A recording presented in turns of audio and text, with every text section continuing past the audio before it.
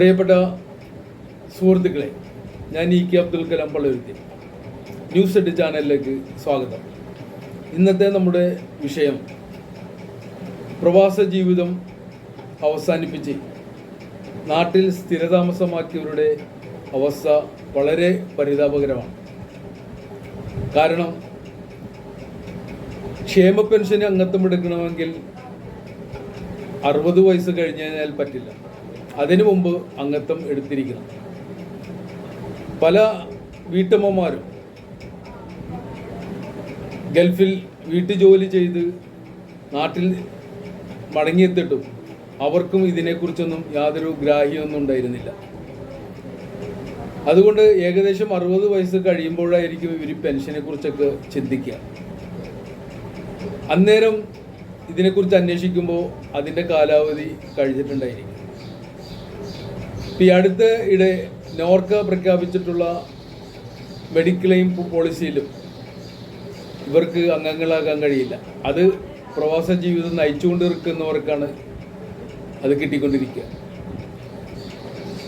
ഇനി പ്രവാസ ജീവിതത്തിലേക്ക് വന്ന് പെൻഷനിൽ അംഗത്വം എടുത്തിട്ടുള്ള ആളുകൾക്കും ആ പ്രഖ്യാപിച്ചിട്ടുള്ള ആനുകൂല്യങ്ങൾ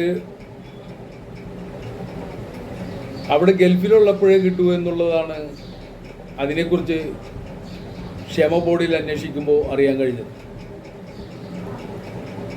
കുട്ടികളുടെ സ്കോളർഷിപ്പ്, അസുഖങ്ങൾ വന്നു കഴിഞ്ഞിട്ടുള്ള ധനസഹായം, പെൺകുട്ടികളുടെ വിവാഹ ധനസഹായം, ഇതെല്ലാം അവിടെ നിൽക്കുമ്പോൾ മാത്രമേ കിട്ടൂ എന്നുള്ളതാണ് നോർക്കയുടെ എറണാകുളത്തുള്ള സ്റ്റേഡിയത്തിലുള്ള ക്ഷേമ പെൻഷൻ ഓഫീസിൽ അന്വേഷിക്കുമ്പോൾ അറിയാൻ കഴിഞ്ഞിട്ടുള്ളത്.